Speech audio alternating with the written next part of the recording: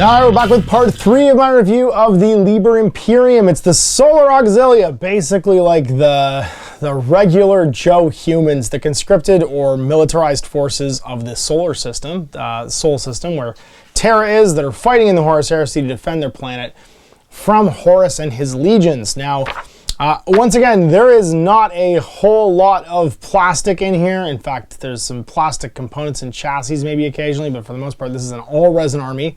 Although you could, of course, kit bash stuff out of existing plastics to play it. There is some core sort of stuff in here as far as concepts. The tertio is a way that you select your units. It's a group of units selected together. Any army list that allows you selection of a unit as a tertio will specifically state this and identify the units can make up the tertio. A tertio occupies a single slot on the force org chart, but it's made up of separate units. And when you're placing them in reserve, the whole thing must be placed in reserve at once. If deployed in the battlefield at the start of the battle, they must be at least 3 inches or a maximum of 3 inches from another unit in the tertio. If for any reason a tertio cannot be deployed in this fashion, then the entire tertio must be placed into reserves. Once the battle starts, you're not required to remain next to each other, but you are allowed to, you get benefits if you do. The core rules for the tertio is, whenever you're within 3 of another unit in the tertio and you make a reaction, all units within 3 of the reacting unit get to make the same reaction. So, forward into victory, you could all move. Return fire, you could all return fire. Overwatch, you could all overwatch. Basically, they're allowed to all act together because they're trained together. And then you have cohort doctrines. These are kind of like rights of war for Space Marine legions. The detachment includes at least one model with the cohort doctrine special rule, so basically like your version of a Praetor. And the detachment can upgrade at least one model from the detachment to have the cohort doctrine special rule as noted in their doctrine. So they usually allow you to take certain things as troops you wouldn't normally be allowed to take as troops. So you have your solar pattern, ultramar pattern, reborn cohorts, armored fist pattern cohorts, penal cohorts, feral cohorts, siege pattern cohorts, and iron pattern cohorts. And these are all drawn from different places in either the solar system or the galaxy and fight in a certain way. So like solar, you're from Earth, right? You're raised from Earth. Ultramar, you're raised from Ultramar. So like the effects basically are what you get, and you have some limitations too, just like a right of war. So for solar, a detachment using this cohort can select Auxilia Velitaris tertios as troop choices. And so the Auxilia Velitaris are, I think, elites, because you're the best of the best. Yeah, so Auxilia Velitaris are basically like your elite choice guys, and they all have rotor cannons, reinforced forward armor, which is super cool. You can take an Arvis transport as a dedicated transport because you're space troops. And all units in an Auxiliary Velitaris tertio selected gain the line subtypes. They become line as well. You may not include more than a single Auxilia armored tertio, and using this combat doctrine may not include more than a single Auxilia artillery tertio. So basically you're going elite and fast versus heavy and artillery bombardment E. Ultramar, you can take a detachment using this cohort doctrine uses the organization chart shown below to select all Auxilia rifle sections instead of the one found in the unit profile, and can include up to 6 units. All Solar Auxilia rifle sections and Solar Auxilia line command sections get +1 to all hit rolls made during shooting attacks when all models in the unit are in base contact with at least one other model from the same unit. So basically you become firing lines, and your core troop choice is up to 1 line command section and 1 to 6 rifle sections. So you like Napoleonic line up and shoot and get +1 to hit. And your limitation is attachment using this combat doctrine may not select dedicated transports for their Solar Auxilia rifle sections or line command sections. You're just like Napoleonic line guys and use super volley fire. The reborn cohorts were the ones that were like disbanded when everything was going to be great and then had to be brought together. So you're all veterans basically. You get +1 leadership and stubborn because you're all veterans. And when making shooting attacks during any game turn in which they did not move, they can reroll hit rolls of 1. This one I think is going to be pretty popular. A detachment using this cohort may not include more than a single Auxilia armored tertio. A detachment using this cohort may not include more than a single Auxilia artillery. All models in this infantry unit type and attachment cohort count their initiative as 1 for the purpose of determining the distance moved when running, when rolling as part of a sweeping advance, and when making a move as part of them. When determining initiative step they would attack and to consult, they're considered to be 1 lower than normal. So basically you're old. So your initiative 1 when you run and pursue, and your -1 initiative in melee. I think that's amazing. And then armored fist pattern cohorts. A detachment using this cohort doctrine can select armored tertios as non-compulsory troop choices.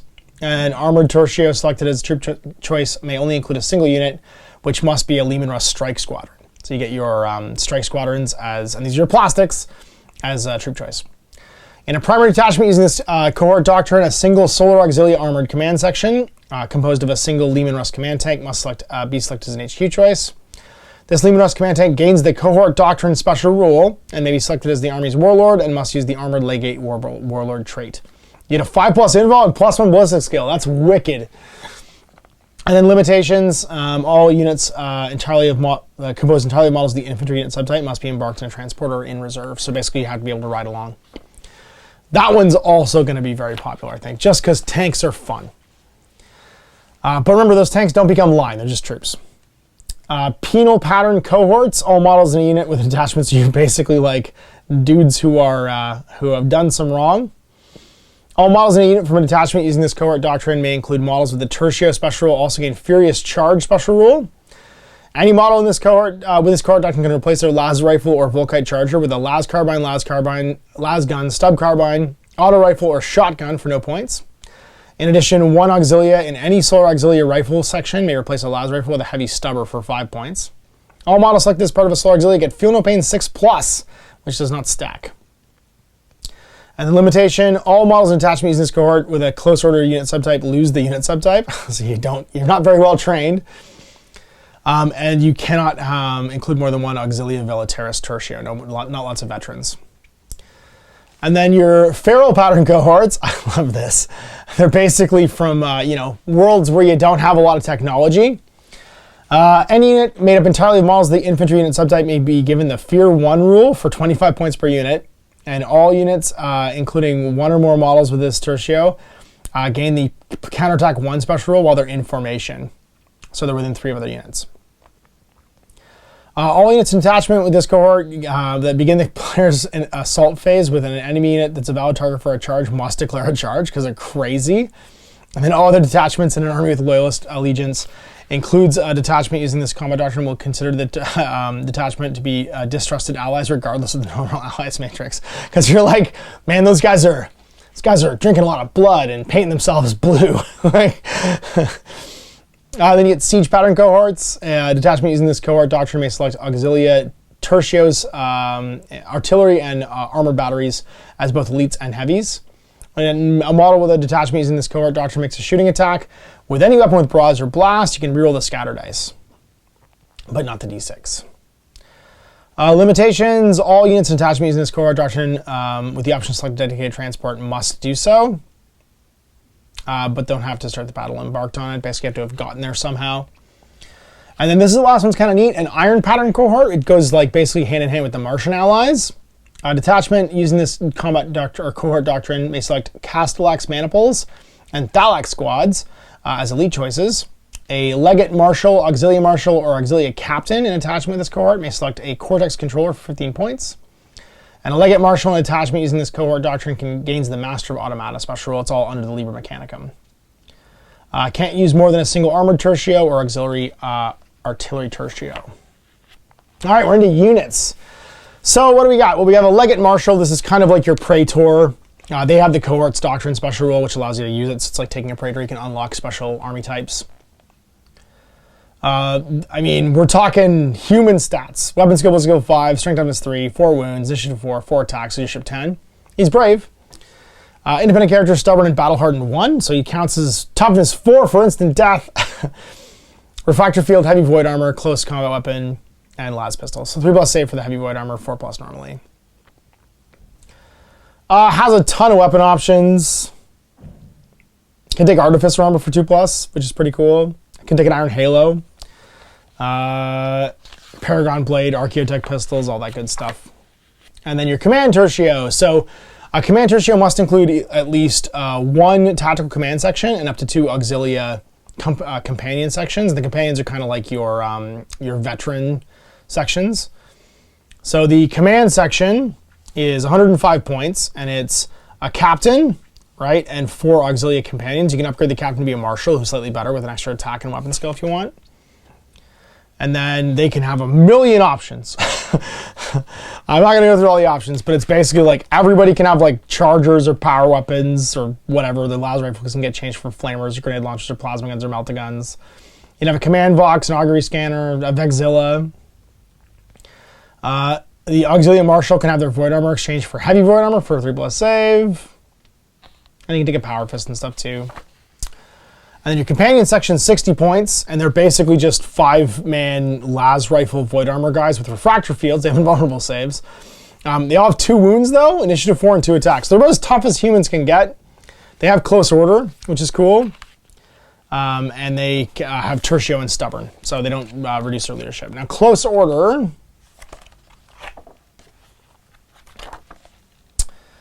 is not a special rule, even, oh no, it's a unit subtype, isn't it? Close order, AB, assassin, close order. The following rules apply to all models of close order. A unit that includes models with this have a 1-inch coherency rather than 2, so you have to be close together. A unit that includes any models with the close order subtype may not run when making moves as part of during a reaction based on their initiative. They're -1. A unit that includes only models of close order may move up to half its movement characteristic and make shooting attacks using the heavy subtype as if they were made still. Such unit may also declare a charge in the same turn that they make shooting attacks with heavy or rapid fire weapons. Basically, close order means that you are really good at like creeping up and still charging and doing stuff, but you can't run. And you can take a Aurochs or Dracosan armored transport as well with those guys. Again, tons of options as a command squad. So it's like a command squad with 2 other little baby command squads with adjutants in them, and they form a tertio so they can all react together. The Velateris tertio is a Velateris command section up to 1 to 3 storm sections, and up to 1 Auxilia Velateris vanguard section. And yeah, we're talking about, it's a single elite choice, and it's 3, the exact number of units in tertio is shown in the Auxilia tertio organization chart. Yeah, so you have 3 from the following, basically. They've also got reinforced void armor, frag and crack, Volkite chargers, and 1 wound instead of 2. That's the big difference. They have tertio. Same sort of command squad options. The storm section, so that's the command one. The storm section is 10 guys, though, with Volkite chargers. And they're heavy, so they reroll their saves against blast, which is cool. They already can't run. They don't have close order, they just have heavy. And they can have a Vox Interlock, an Auxilia Vexilla Storm Axe, heavy void armor. What's cool is the Navy Breachers, I think, for the new guard unit would actually make great models for this. And while you don't actually have like access to all the Forge World stuff, if you can get your hands on lots of those plastics, you could very easily make these guys out of this. You just need to find Volkite chargers. Go buy some Volkite chargers to upgrade your Navy Breachers. They can all have heavy void armor for 10 points, which is cool. Storm axes for your Volkite chargers. You can take a Storm Axe. What's a Storm Axe do? I mean, you're just a human, but I bet it's cool, and it certainly sounds cool. A Storm Axe is +2 strength, AP2 melee, unwieldy 2-handed murder strike 6+. Imagine your guardsman just instant kills a Praetor with his Storm Axe. How cool is that? And then the Velateris section, which is your elite choice, like guardsman sort of. Bliss skill 4, initiative 4, 1 attack, leadership 6, leadership 7. They all have rotor cannons, because why not? 10 more guys are 8 points each. Anyone can exchange their rotor cannons for heavy flamers. They can all have heavy void armor. Sorry, the prime can have heavy void armor. You can also take a blast pistol and close combat weapon instead. So just no big deal. Lots of guys with rotor cannons, and there's rotor cannons in that marine upgrade box. You could actually, there's chargers too. Actually, you could just get the marine charger upgrade box and the and the Navy Breachers box. You could make a really cool. You could kit bash that box set with rotor cannons and Volkite chargers and make this no problem. You could very easily actually kit bash a plastic version of this. And then a Medicae section, which is 1 Medicae. Use your medic basically with a Northesium. Or an Automedicus, sorry, it's not even a Northesium. What does that do? It's probably not the same, Ash. Automedicae is Automedicus. Feel no pain 6. And you don't give it to artillery. he doesn't make the guns feel better. And a Surgeon Prime, this is your special character, Avis Joven, and a medical orderly. He's like a little unit of dudes. Can take 3 orderlies for 5 points each. Bitter Duty, Bloody Infamy, Avis Joven, what's that do? All of the units friendly and enemy with one of their models within 12, but not other models, must reduce their leadership characteristics by 1. He's a mad scientist, and he can never be your warlord. Low priority target. Any unit that includes Avis Joven may not be targeted by shooting attacks by any unit or trigger any reaction unless at least one model in the attacking unit is within 12 of one or more models in the same unit as him. However, if Avis Joven or any model in the same unit makes a shooting attack, he loses a special roll for the rest of the battle. Basically, he's like, oh my god, his miniature's so cool too. Is his miniature in the color section? I want to see. He's freaky looking. No. They're so good looking though. The Ultramar ones, look at that paint job, that's amazing. These green ones are cool too. Like, I love the look of them with their crazy like deep sea diving helmets. I want to see if Avis Joven's got a picture in the color section though, because he's so neat. No, I don't think they do. No, it's too bad. He's awesome. This weird like gas mask, dude on like a gurney. And then his auto gurney, once per player turn, when any model within 12 of Avis Joven's removes a casualty, you can choose to roll a d6 and consult the table below. A bloody masterpiece on a 1. The model is not removed as a casualty and remains in play with a single wound, but must be removed from play at the end of the next player turn, at which point neither the special roll nor any saving throw or damage mitigation rolls can be made for it. Until it's removed from play, a model affected by this result gains +1 to its strength and attacks characteristic. So he just jacks them full of cocaine and amphetamines. 2 to 5, a mundane procedure. The model is not removed as a casualty, remains in play with a single wound. An inspired restoration. The model is not removed as a casualty and remains in play with a number of wounds equal to the wound characteristic listed below in its profile. So just follow your Primarch around with this guy. He's a loyalist, but he's fearless, bulky 5, low priority target, and bitter duty. He's just a dude. I love that he just keeps people alive. The Karenite Ogren section's 120 points. Man, weapon skill 4, bliss skill 2. Strength up is 5 with 3 wounds, initiative 2. 4 attacks, leadership 6, and a 4+ save. He's got Void Armor and Karenite Claws. What do Karenite Claws do? Feel no pain 5+, Hammer Wrath 2, Rage 2, Death Frenzy, Bitter Duty, Bulky 4. And they're infantry monstrous. I mean, they are freaky looking Ogrins that have been all jacked up. Strength 7, AP 3, melee 2-handed, rending 6+. That's pretty cool. Yeah, because they've got like their hands cut off and replaced with giant claws. The models are amazing. All right, an Auxilia Infantry Tertio. This is your basic troop choice. So it's 3 units picked from 1 to 3 Auxilia rifle sections and a command section. So 65 points for the command section. They're just humans. 2 attacks though, base. The troop master has weapon skill, skill 4, leadership 6 or leadership 7.